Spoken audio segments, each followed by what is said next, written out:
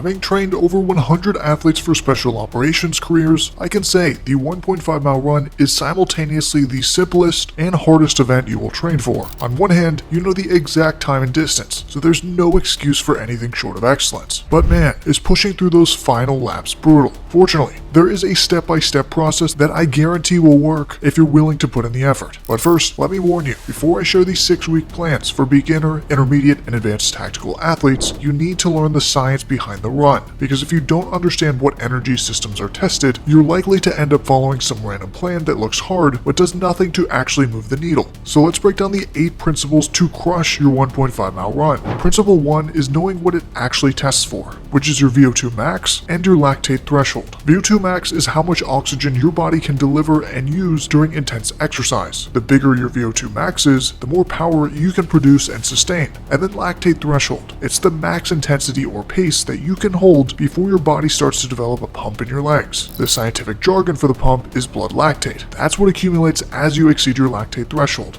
Now once you exceed it, typically towards the end of lap 1 or 400 meters, all the way through to the final lap, you start pulling in more and more support from the anaerobic lactic system, which burns glucose for energy and produces lactate as a byproduct. Now in the final kick of your 1.5 mile run, where you sprint the final 2 to 300 meters to the finish, you're tapping into the anaerobic alactic system, using stored ATP and phosphocreatine. I explain all of this because if your goal is to run the fastest possible time, the 1.5 mile run is always going to be hard. It's literally like managing a controlled burn. Even when you run at a 6-minute mile pace, you're spending 7 to 8 minutes at a max sustainable output. So on one hand, you need to train the right energy systems to improve, but you also need to train the skill of appropriate pacing. And as I'll recommend later in this video, ideally you reach such a high level of fitness that you can run at a sub-maximal pace and still crush the standards. Principle 2 is learning the best pacing strategy. In my experience, most tactical athletes can shave 15 to 20 seconds off their time with pacing alone. Say you want to run a 9-minute 1.5 mile. That's on average 1 minute and 30 seconds per 400 meters. I want you to break the run into thirds. The first half mile, in those first 2 laps, you want to run a couple seconds slower than your goal pace. No faster than 132 per 400 meters. You'll want to go faster, but trust me, go a bit slower and save your energy. Now after the first 2 laps, you'll take a mental note of how you're feeling, and I'll give you 3 options. If you're feeling great, pick up the pace for laps 3 and 4 and run them at or just under goal pace, between 128 and 130 per 400 meters. And if you're feeling just okay, that's normal. The 1.5 mile run is hard, so you'll pick up the pace just slightly to 130 per 400 meters. Now, there's a very small chance that you're feeling bad after the first 2 laps if you pace laps 1 and 2 correctly, but if you are, we'll mitigate downside risk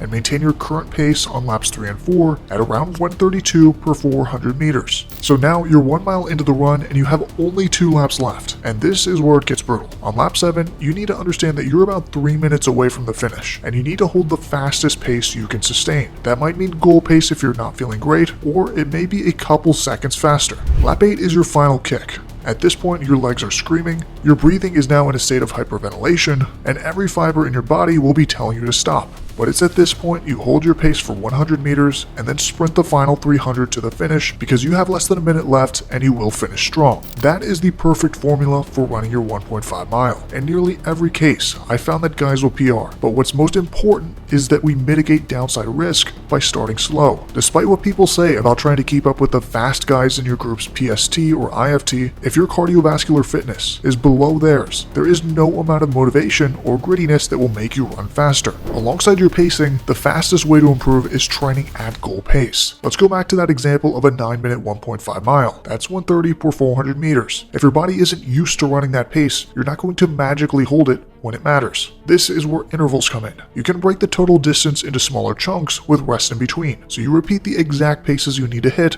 over and over again until your body locks it in. Here's a sample session. 6 rounds of 400 meters, resting 60 to 75 seconds walking between reps, and your only job is to hit 130, no faster and no slower. Over time, you can progressively overload. That might mean shortening the rest from 75 to 60 seconds, or increasing from 6 to 8 rounds, or extending the distance to 600 or 800 meters. These intervals are key to ingraining that goal pace in your mind, muscles, and then also building confidence. Now, we talked about lactate threshold earlier. earlier, the point where you start to get a nasty pump in your quads, hamstrings, and glutes. It's also why so many guys blow up after just 2 to 3 laps and have to slow down to finish. Let's say your lactate threshold is currently at 8-minute mile pace, so that means anything faster than that, especially your 6-minute mile pace, will result in rapid lactate buildup. But what if you raised your threshold pace to 7-minute miles? So now when you run 6-minute miles, you're still above threshold, but your body will handle that stress better. That leg pump comes on slower, the crash comes later, and you can hang on longer at a 6-minute mile pace. So when you put it this way, threshold training is a no-brainer, but I will warn you,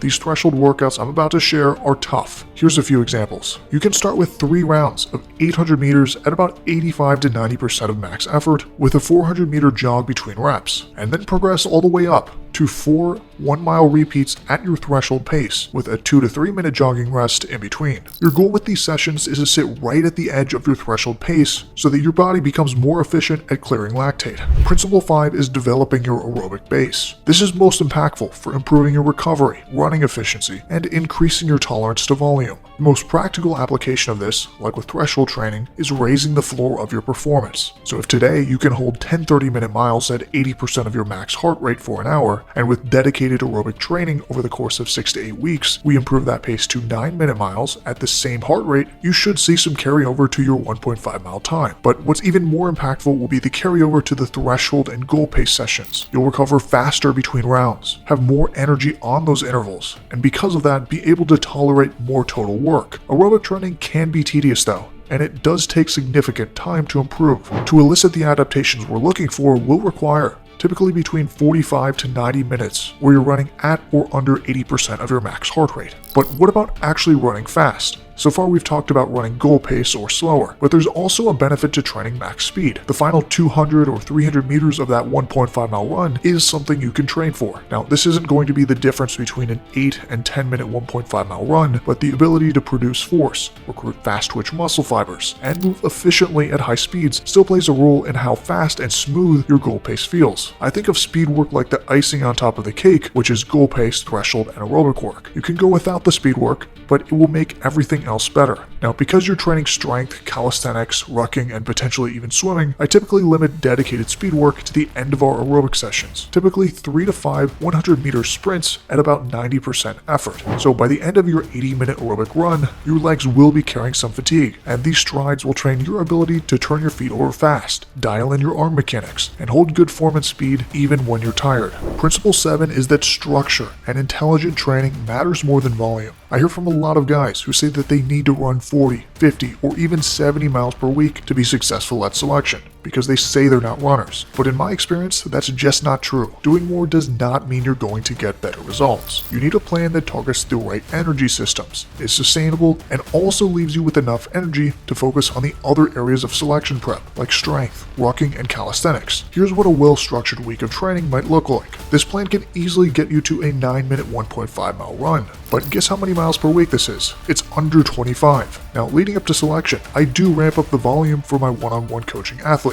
We ruck, we pivot to training for 4 or 5 mile timed runs. We do lots of metabolic conditioning, but this is still a great plan to crush the PT test. So here are 3 6-week programs: beginner, intermediate, and advanced. Beginner is for those of you who are new to running. The intermediate program is great if you've been running 10 plus miles per week, injury-free, and you've already started doing some intervals. The advanced program is great if you're running 15 plus miles per week and you're already within striking distance of a competitive score and just need some structure. All 3 spreadsheets are free and you can find them linked in the description. And if you want something fully personalized, you can apply for one-on-one coaching. You get real-time communication with me and programming that's built around your actual strengths, weaknesses, and timelines. Now, there is one major aspect to the 1.5 mile run which I did not discuss in detail, which is body composition. To learn more about body composition and why it matters, watch the full video on the screen.